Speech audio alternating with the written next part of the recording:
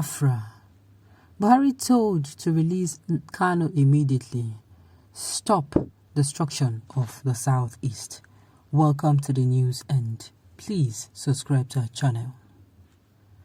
Human Rights Writers Association of Nigeria, who were on Sunday, said President Muhammadu Buhari and his administration must release the detained leader of the indigenous people of Biafra, Nnamdi Kanu, forthwith and stop long-term destruction of the southeast.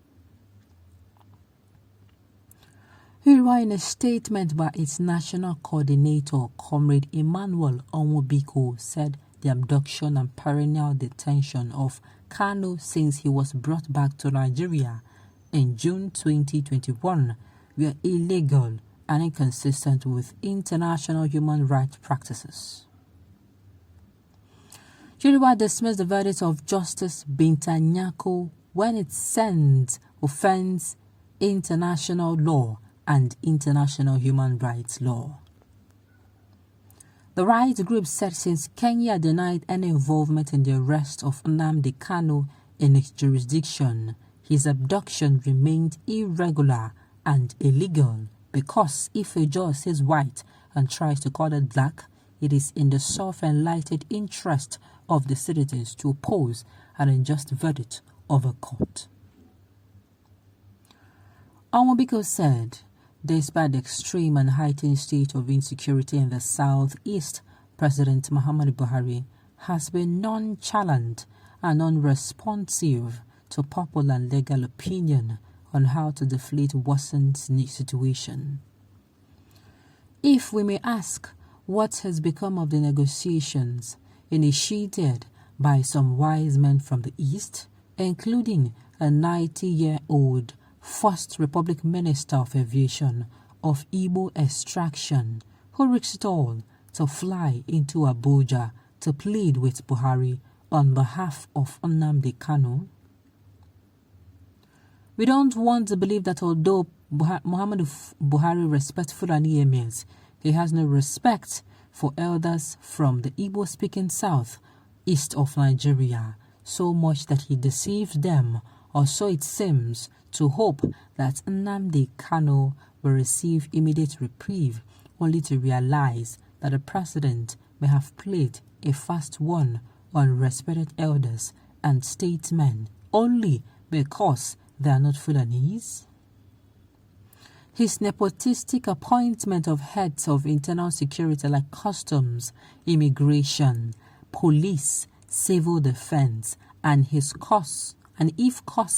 persistent appointment of Muslims to head the Department of State Services and National Intelligence Agency is responsible for the scale of smuggling of sophisticated weapons into Nigeria from northern flanks of the country. On IPOB, and the southeast, criminal elements are using Nnamdi Kanu as a reason for upgrading their attacks on security assets and citizens of southeast, and there is the need for the president to work out a political solution to the illegal detention of Kanu. Hiriwa calls on security forces to up their game and adopt law-based professional style to arrest the real perpetrators of violence in the southeast and stop arresting Igbo youth arbitrarily.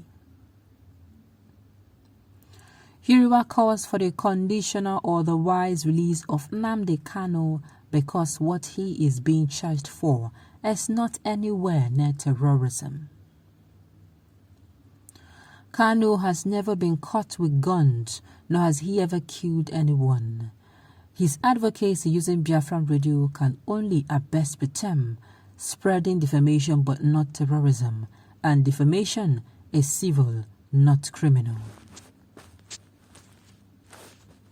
Kanu must be released except President Muhammadu Buhari plans for a long-term destruction of Southeast in anger over his allegation that Igbos did not vote for him. In another development, Chiriwa said the procurement of weapons was not the issue in fighting the nation's security challenges, but the willingness of the president and security chief to non-sentimentally destroy terrorist and bandit group in their camps. I said it before. My own part is the day the government will wake up and say, you see, today, we no longer want these people called the terrorists, the bandits. Let us do away with them. They don't need to come out and say it to our hearing. All they need to do is to come out and say, we have decided, and they take action.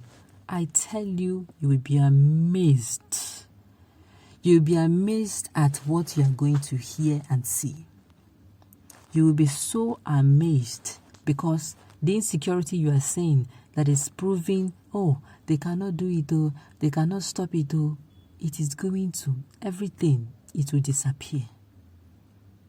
Once the Northerners, I said the Northerners, this particular administration, yes, you can as well call them the Northerners, come out and say, oh, this thing, oh, is what they want to do. I am telling you, in the next 3 months, the Northerners will come out and they will tell us, we can now go out to, our children can now even go back to school.